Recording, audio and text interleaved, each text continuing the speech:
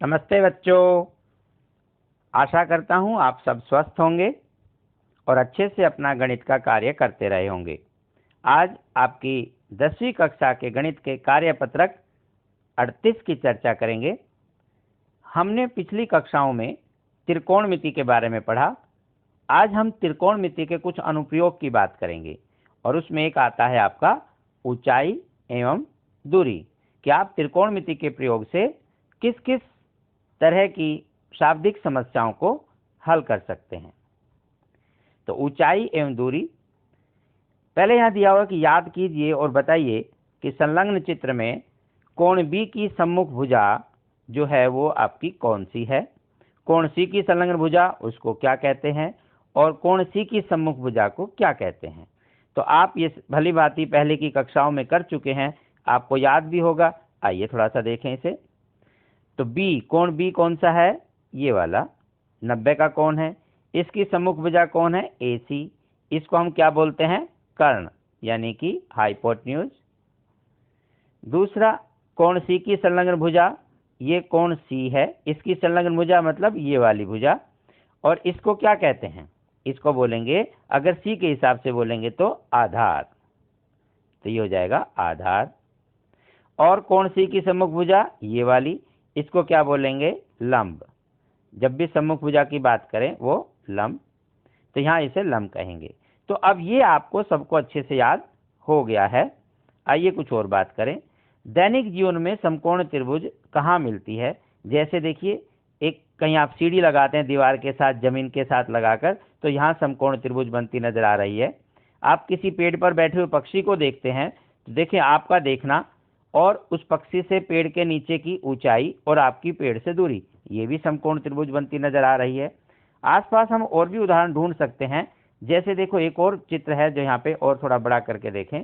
ये समुद्र में एक लाइट हाउस है जहाँ से आप प्रकाश स्तंभ जिसे आप कह सकते हैं, जब समुद्री जहाज स्टीमर वगैरह आते हैं तो वहां से देखा जाता है।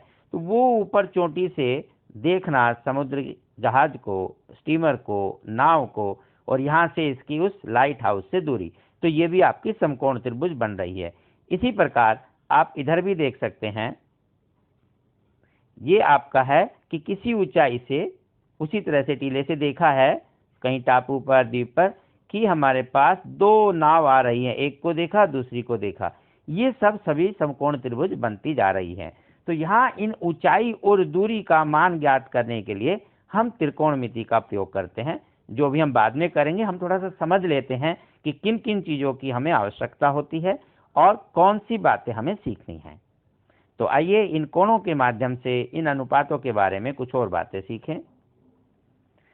उन्नन कोण, एंगल ऑफ एलिवेशन, जब कोई व्यक्ति ऊपर की ओर किसी वस्तु को देखता है। अच्छा, याद रखने के लिए, जैसे आप पढ़ भी चुके होंगे अब तक, उन्नन कोण और अवनमन कोण एक दूसरे के उलट है। एक है ऊपर की ओर देखना क्षैतिज रेखा से, और एक होता है नीचे की ओर देखना। अभी हम पूरा पढ़ते हैं, फिर आपको एक छोटा सा हिंट बताएंगे जिससे आप बहुत अच्छे से याद रखेंगे, जैसे मैंने रखा बचपन से अब तक, और कभी भी नहीं भूलेंगे। बस बने रहिए हमारे साथ, पढ़ते रहिए।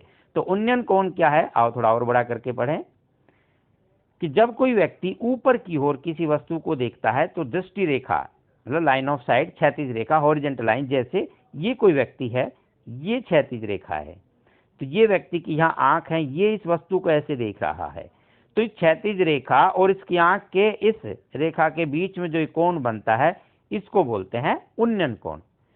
अब देखो, इसे ऐसे भी कह सकते हैं, बड़ा सिंपल है हिंदी मीडियम में याद रखने वालों के लिए। उन्नयन कोण, ऊ से ऊपर, ऊ से उन्नयन, ऊ से ऊपर, ऊ से उन्नयन। तो ऊपर की ओर देखा उन्नयन कोण, ऊपर की ओर देखा उन्नयन कोण।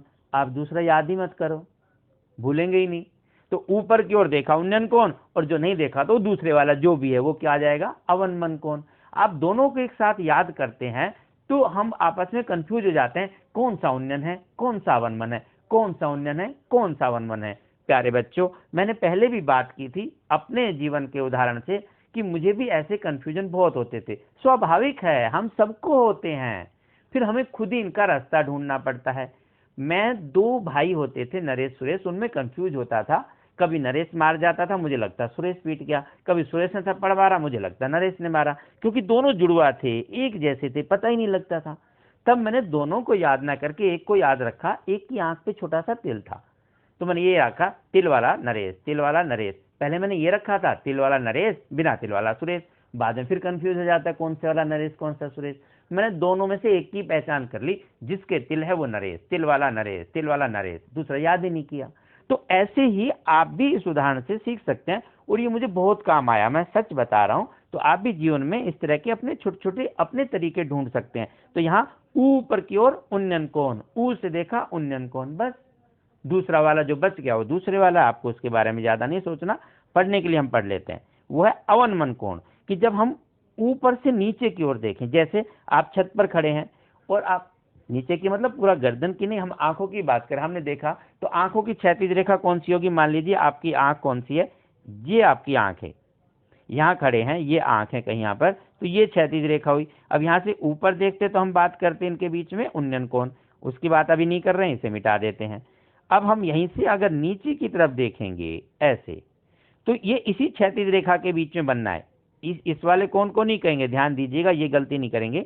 इस कोण की बात नहीं कर रहे हैं, जो हमने यहाँ पे बैंगनी कलर से दिया वो नहीं, जो रेड कलर की है इसकी बात कर रहे हैं। तो इस क्षैतिज रेखा, फिर से आओ वापस, आपका रेड कलर ही लेते हैं, कंफ्यूजन ना रहे।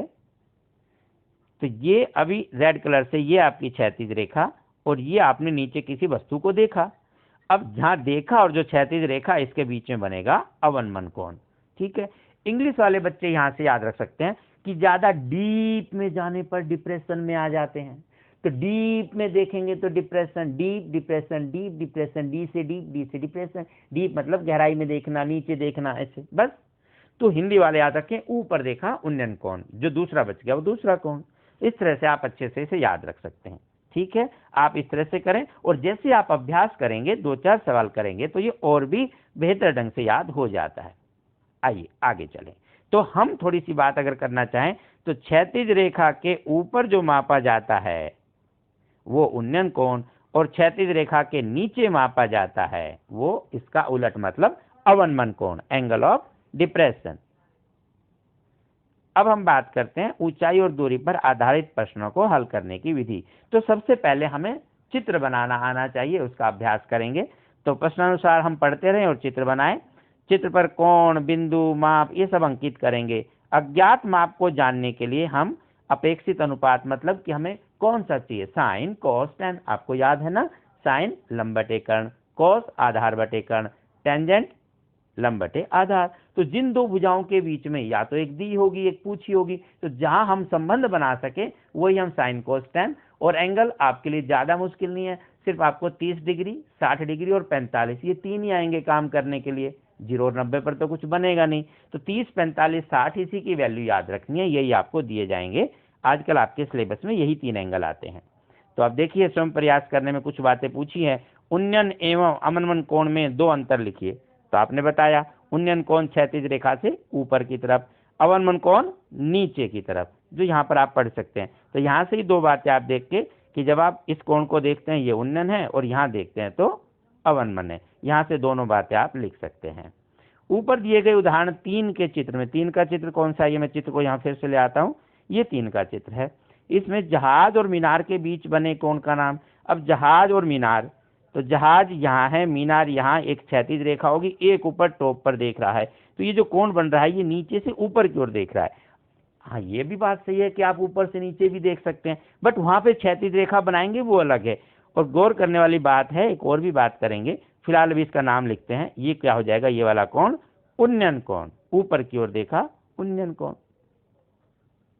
अब हम एक और बात करते हैं। अगला सवाल की बात करना चाह रहा था, समुद्र तल से 65 मीटर ऊपर स्थित बिंदु से बादल का उन्नयन कोण बीटा तथा समुद्र में बादल की परछाई का अवनमन कोण अल्फा है। चलो थोड़ा अलग बना लेते हैं इसे, यहाँ तो छोड़ देते हैं। यहाँ मैं एक बात आपको बताना जा रहा था कि अगर हम यहाँ बनाते ये क्षैतिज रेखा और ऊपर से कोई नीचे देखता, तब कोण ये बनता। अब ध्यान रखें, ये रेखा क्षैतिज रेखा और ये दोनों समांतर रेखा हो गई, ये दोनों एकांतर कोण हो गए।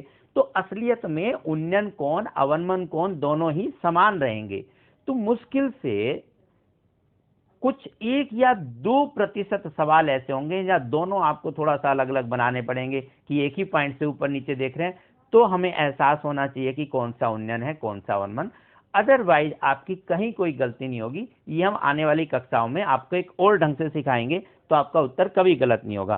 तो आप जरूर देखिएगा अगली वीडियो जो आएगी। अभी तो इसमें हम यहीं तक पढ़ेंगे, एक क्वेश्चन और आपका कर रहे हैं, और बहुत ही आसान से कॉम्पिटिटिव एग्जाम्स के लिए, एनटीएससी के एग्जाम के लिए, ओरल कैलकुलेशन के लिए 10 सेकंड में ही आप सभी सवालों को हल कर लेंगे चित्र बनाने के बाद। इसलिए आज पहले देखते हैं, चित्र बनाना सीखते हैं। ठीक है, चलिए। तो समुद्र तल से 65 मीटर ऊपर स्थित बिंदु से बादल का उन्नयन कोण बीटा है। हम अलग बना लेते हैं। आइए यहाँ इस जहाज को वापस ले आए। अच्छा, जहाज हमें नहीं चाहिए तो हम समुद्र तल दे लेते हैं और ऊपर आकाश ले लेते हैं। अब पढ़ते हैं। तो समुद्र तल से 65 मीटर ऊपर और एक बादल को देख रहा है, और बादल की परछाई है उसको भी देख रहा है, और बादल की कुल ऊंचाई दी हुई है। देखो प्यारे बच्चों, यहाँ कहीं हम बादल बना लें। आप बादल बना लीजिए, ये बादल हो गया। ऐसे ही एक पॉइंट बनाते हैं, वैसे तो एक बिंदु से आप दिखा सकते हैं। अब बादल की परछाई पानी में उतनी ही नीचे नजर आएगी जितना वो पानी से ऊपर है। ये आपने भौतिक में, फिजिक्स में नियम पढ़ा होगा। ठीक है, अभी आप समझ लीजिए। तो जितना समुद्र तल से ऊपर है उतना ही पानी में नीचे इसकी प्रतिछाया बनेगी। तो यहाँ हम पॉइंट से देख लेते हैं पूरा बादल में। एक बिंदु समझ लो कि ये दिखाई दे रहा बादल, ऐसे एक बिंदु नीचे होगा। तो ये समुद्र तल है जो आपका, ये जहां पर पानी आपको दिखाई दे रहा है, एक लाइन से बना देंगे इसको भी। तो यहां से ऊपर तक जितना ये ऊपर है वो दिया हुआ 518 मीटर, उतना ही ये समुद्र के अंदर दिखाई देगा परछाई में। ठीक है, ये आप ध्यान रखेंगे करते समय। ये हमने बना दिया समुद्र तल वाला बिंदु। अब 518 ये है तो नीचे भी 518, ये बातें समझने की हैं। अब उसने कहा समुद्र तल से 65 मीटर ऊपर कोई एक इमारत हो सकती है, टावर हो सकता है, कुछ भी हो सकता है, वहां से कोई देख रहा है। तो हम क्या करेंगे, ये तो हमने लिख दिया कि ये 518, नीचे ये वाला दूरी 518 है, ये 65 मीटर। ये अलग से पॉइंट आप लेफ्ट राइट कहीं भी बना सकते हैं जिधर आपका हाथ अच्छे से काम करे। तो ये आपकी एक क्षैतिज रेखा बना दी हमने समुद्र तल की। ये थोड़ी सी ऊंचाई 65 मीटर। आप कहेंगे छोटा सा 65 नहीं है भाई, हमारे पास जो आकृति है वो छोटा सा, यहाँ 518 है, तो उसके मुकाबले तो बहुत ही छोटा होना चाहिए। फिर भी हमें जितना आसानी से दिखाई दे जाए उतना बना लेते हैं। तो ये 65 मीटर। अब यहाँ से देखना है इसके टॉप से, और यहाँ से देखा बादल को। और ये इसकी क्षैतिज रेखा बनाई ताकि आपको ध्यान रहे। यहाँ से बादल को देखा तो क्षैतिज रेखा और बादल के बीच का कोण है उन्नयन कोण। ऊपर देखा उन्नयन कोण, और वो कितना बताया उसने, ये कोण beta. Beta, B, theta, alpha, ये सब संकेत मात्र है, कुछ भी हो सकता है, आप वो लिखें। फिर इसी बिंदु से नीचे देखा बादल की परछाई को, ये वाला, तो नीचे डीप में देखा डिप्रेशन, मतलब जो बच गया वो अवनमन कोण। हमें क्या करना, उसको लिख दिया अल्फा। तो आगे हम सवाल भी करेंगे, बस याद रखेंगे कि यहाँ क्या फर्क पड़ने वाला है। बिंदुओं के नाम लिख सकते हैं आप, ए बी सी डी, जो जहां है आप कहीं भी लिखें। आइए, तो यहाँ बिंदु के नाम लिख दें आप, ए बी सी डी कहीं भी लिख सकते हैं। देखिए, तो मैं यहाँ लिख देता हूं ए, ये बी, ये सी, ऐसे बादल का सी, तो इसकी छाया को सी डैश लिख सकते हैं। इधर आप और भी कहीं डी ई एफ, जो भी आपको, ये डी, ये ई, ये कहीं भी लिखें, ऐसा कोई फर्क नहीं पड़ता। सिर्फ हमारी अपनी समझ के लिए है कि हमने कहाँ कौन सा बिंदु लिया। ध्यान रखने की बात ये रहेगी प्यारे बच्चों कि जो बीसी की दूरी है 518, वही बीसी डैश की होगी जो यहाँ दी हुई है 518। आगे कहीं प्रश्न करने हैं तो वहाँ ये दूरी हो सकता है कुछ दिया हो, कुछ ना दिया हो, उसका हम प्रयोग करेंगे। ठीक है, तो आज का काम हमारा यहीं तक था। ये समझना कि चित्र कैसे बनाना है। चित्र बनाना आप सीखें, अभ्यास करें और जानें उन्नयन कोण और अवनमन कोण को। एक बार फिर से पढ़ें। फिर मिलते हैं अगली कक्षा में बहुत ही मजेदार ढंग से करते हुए सवालों के साथ। तब तक नमस्ते।